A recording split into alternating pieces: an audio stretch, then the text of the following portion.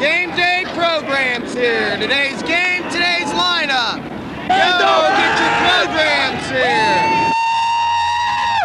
Hi once again, everybody, from a sodden Orange Bowl. It's been raining here all week long. Patriots have not won here in 18 straight games. This one is for the right to play in Super Bowl 20. The storm hit the Orange Bowl with a savage fury, and the Dolphins' vision of another trip to the Super Bowl became blurred.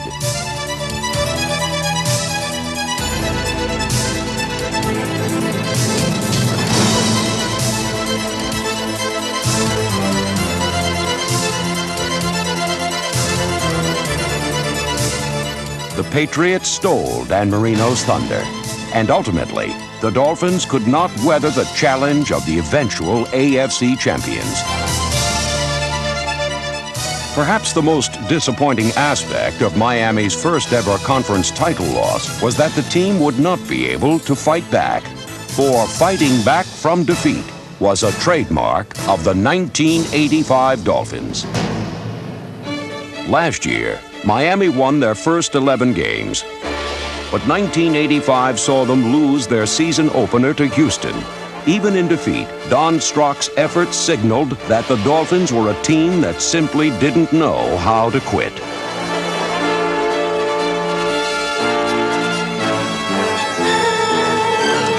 Cornerback William Judson, number 49, the cornerstone of Mel Phillips' secondary, also contributed a score as he capitalized on the efforts of fellow defensive backs Bud Brown, Paul Lankford, Don McNeil, Mike Kozlowski, and Lyle Blackwood.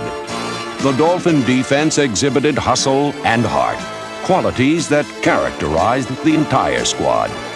New faces in both seasoned veterans as well as promising rookies made the Dolphins a spirited team.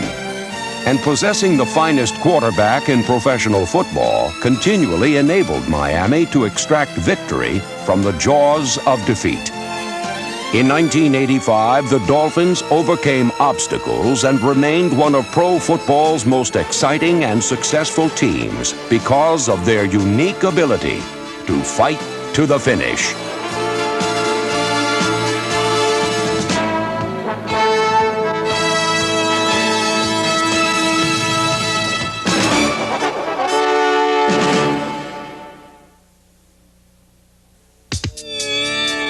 Miami shrugged off the Week 1 setback and strode confidently into their home opener against the Colts. Dan Marino's 2 touchdowns keyed the 30-13 win. When it comes to the machine-like efficiency of the Miami offense, congratulations may go to Marino, but credit must be given to the offensive line. By handcuffing defenders, this unit has allowed the fewest sacks in the NFL over the last 3 years. Anchoring the line is center Dwight Stevenson, who excels both on the field as a 3-time Pro Bowler and off of it as the NFL's Man of the Year. Tackle John Giesler was the team's Superman of the Year, as he played with serious injuries all season long. Line coach John Sandusky was forced to stitch together the patchwork unit of Roy Foster, Ronnie Lee, Jeff Taves, Cleveland Green, Steve Clark, Jeff Dallenbach, and Larry Lee, who made it possible for Dan Marino to throw an NFL-high 30 touchdown passes.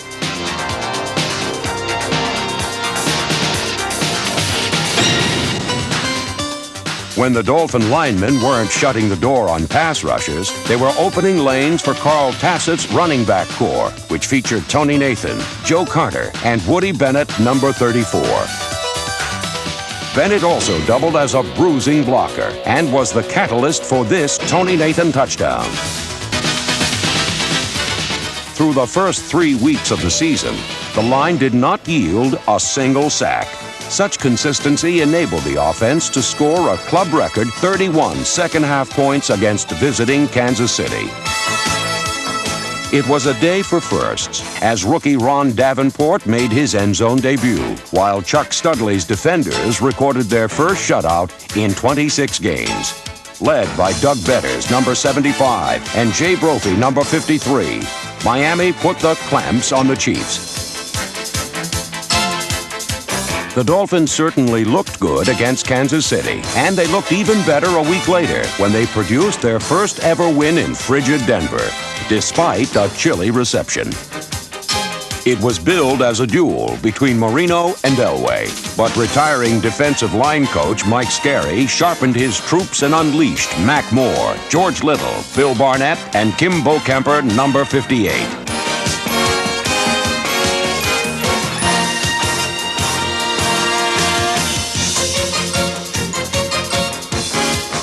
Number 51, Mark Brown, the team's leading tackler for the second straight season, helped fortify a defense which came up with the big plays at crucial times.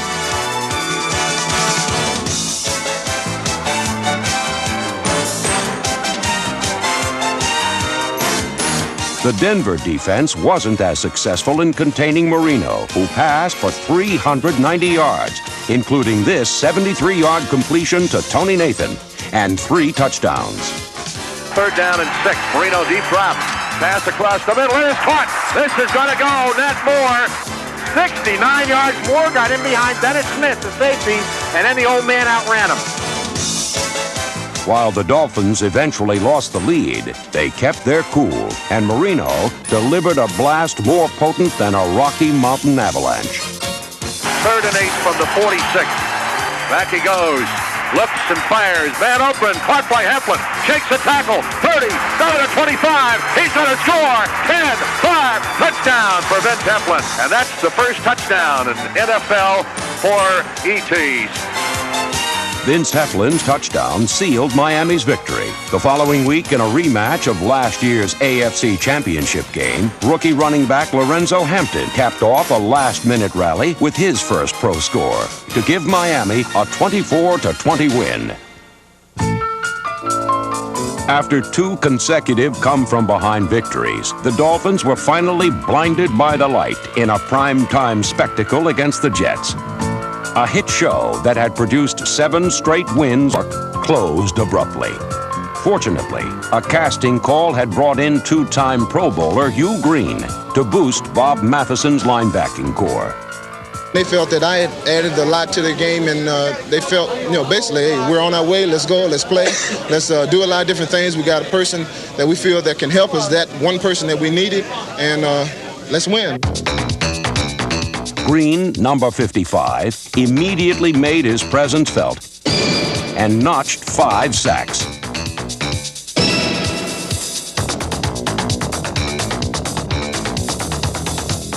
We felt that Hugh would really help our team. We needed somebody with that kind of emotional and enthusiastic play, and he's really fit in, and he just lifts everybody up.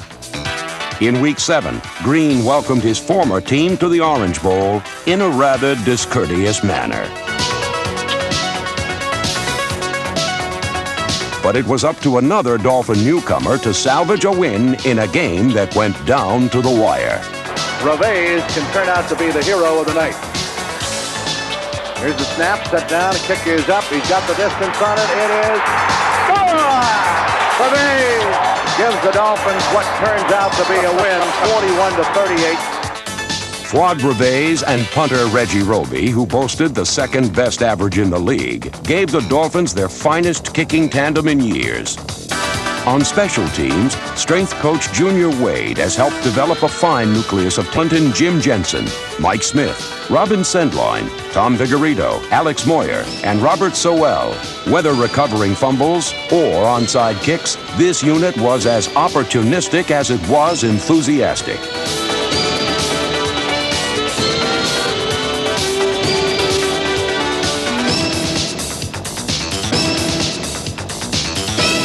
By mid-season, Miami appeared to be caught in a web of confusion. In dropping 2 straight games, a Dr. Jekyll and Mr. Hyde personality had surfaced. Against Detroit, the defense gave up 24 first-half points before Mike Charles and Bob Brzezinski, number 59, combined for a score. The following week, the Miami offense could manage only 1 touchdown as they fell to the Patriots.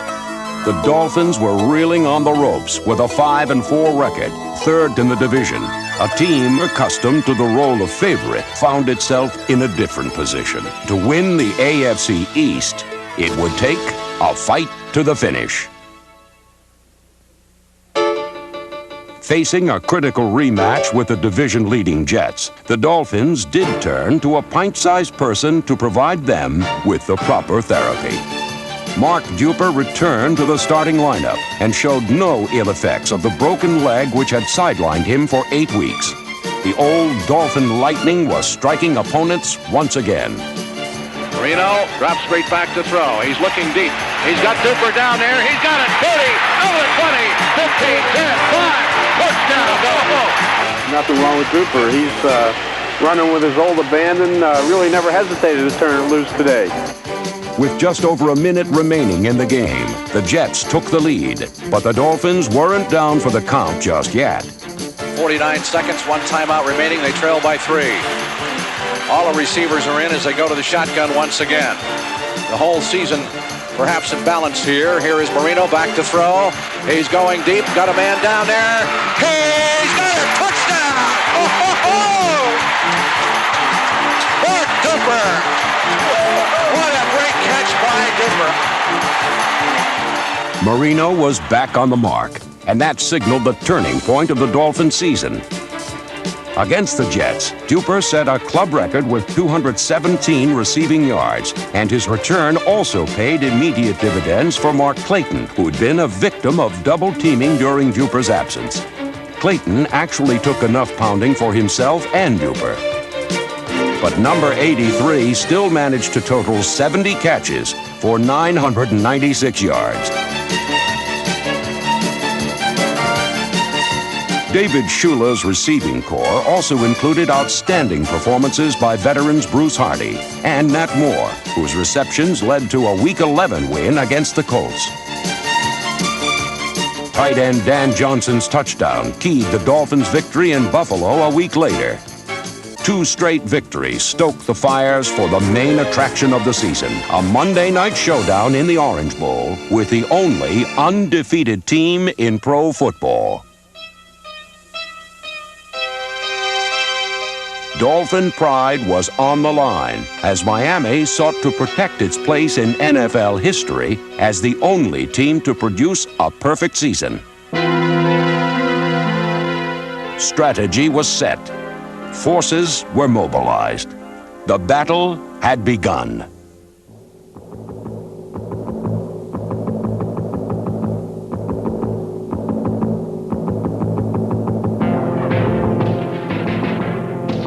The Dolphins approached the vaunted Bears defense with a posture of defiance. Marino, a pocket passer, didn't rely on conventional tactics. He rolled away from the pressure and bombarded the opposition.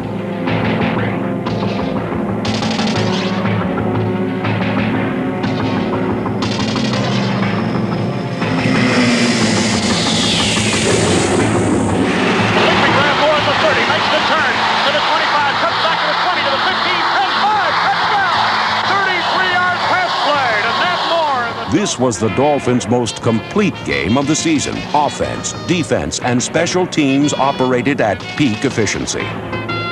Miami trapped Bear quarterbacks a season-high 6 times, with Mike Charles, the team sack leader, spearheading the attack.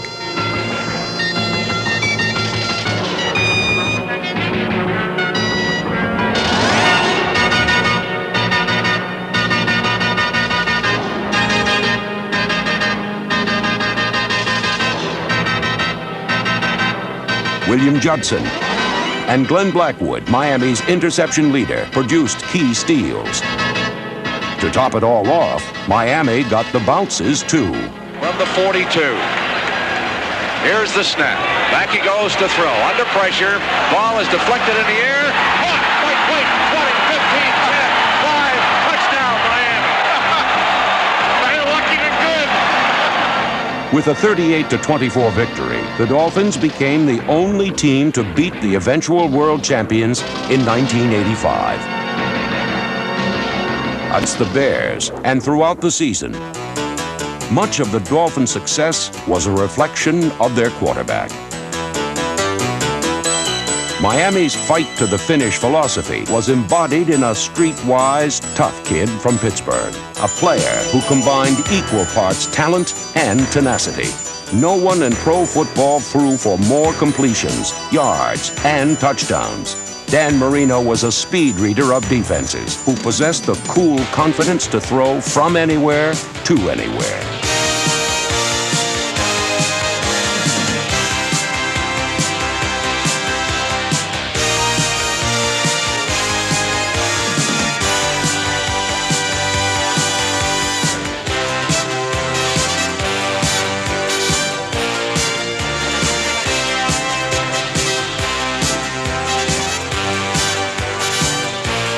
The thing that makes him as good as he has that uncanny ability to feel pressure and know when to get rid of the ball. He doesn't have to see where the linemen are coming from. He feels where they're coming from.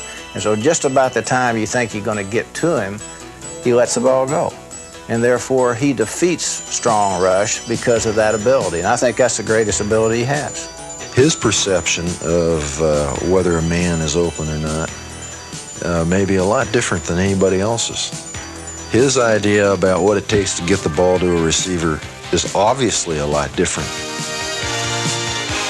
He's going to throw the ball into some spots that I might not ask a quarterback to do for me. He knows his players, and he knows where they're going to be, and he knows how to get the ball to them, and he's always done it better than anybody else in the history of football. Last year was the year where Marino had to adapt. We figured that teams would try to take away the long ball from us, and they did. They sat back and played the deep zones and gave us the underneath passing. Marino had to have the patience that's necessary to throw the ball underneath and complete it to the receiver, and then have the receiver break a tackle and make the big gain. Marino's patience paid off as he threw 5 touchdowns against Green Bay. His progress was impressive in terms of the 10-yard flip rather than the 70-yard bomb. Marino, quick drop. Throws across the middle. It is caught at the 10-yard line. Down to the 5. This is a touchdown for Mark Clayton. Marino drilled it right in the numbers. This season, Marino overcame the impatience of youth. The Mad Bomber of 1984 became Dissecting Dan of 85. No matter what he's labeled, Dan Marino remains number 1 in the hearts of Dolphins. The Dolphin future is secure in the hands of players like Marino. The future is also being built in South Florida. Dolphin Stadium, targeted for 1987, is the brainchild of team owner Joe Robbie, who has nurtured this proud franchise since its inception 2 decades ago. Robbie has also built a winner on the field by signing talented rookies such as Lorenzo Hampton, who doubled as both kick returner and runner. Youth will help fortify an area Don Shula feels must improve next season. We feel that teams are playing us as a pass-only team right now. We've got to be able to run with the football.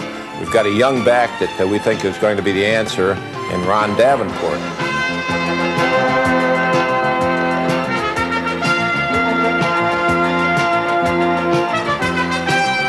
Davenport scored a Dolphin rookie record 13 touchdowns. While the fullback has gained the respect of his coach, a rookie place kicker has earned quite a following. Fuad Reve's clutch kick against New England in Week 15 enabled Miami to win a crucial fight down the home stretch. In the season finale against Buffalo, the Dolphin defense delivered an inspirational performance. Paced by number 50 Jackie Shipp's interception, the Dolphins repeatedly repelled the Bills. 2 yards to go for a score. That shutout is in jeopardy. Everybody sets in tight. Again, the eye with Smith in front of Cribbs. And here's a give off to Cribbs. Hurdles. No, he didn't make it. Dolphins stop him. Great goal line stand at the 1-yard line. He did not even get the 28-0 victory over Buffalo wasn't much of a battle. Little did the Dolphins know that the fight of their season still lay ahead. Hi once again, everybody. This is Rick Weaver from the Orange Bowl in Miami and the climax of another highly successful season for Don Shula. Perhaps his greatest coaching job since he's been here in Miami, taking a team that had a lot of holdout problems at the beginning of the year, umpteen injuries throughout the season. He's lost people in the offensive line and on the defense, but yet has come back and molded another AFC Eastern Division champion.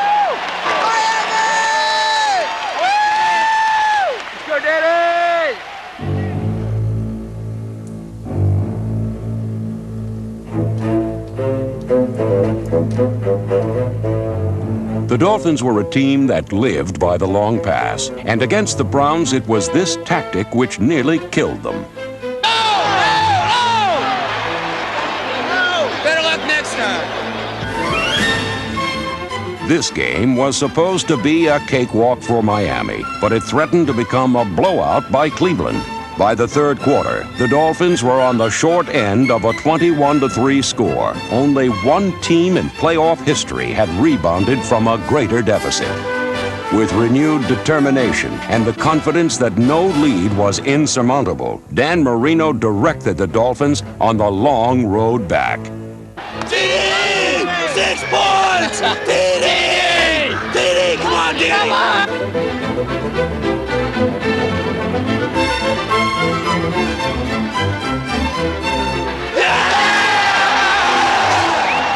Nat Moore supplied a quick score, and the crowd added its voice.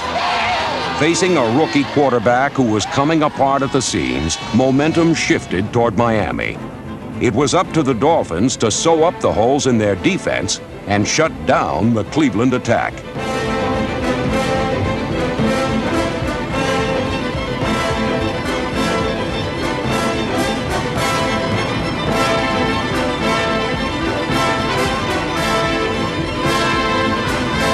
Miami had withstood the Browns' best punches. Now, they proceeded to land telling blows of their own. On second down and 3, Davenport finds a hole. He's got room. He's out of the 25, the 20. He's going to score. And the Dolphins are right back in it. Third and goal at the 1-foot line. Here's a give off. Davenport. He's into the end zone for the touchdown. Miami's 24-21 win was the second greatest comeback in playoff history. 1985 was a year in which victory did not come easily, but the Miami Dolphins captured another AFC East crown and remained among the NFL elite because of their indomitable will to fight to the finish.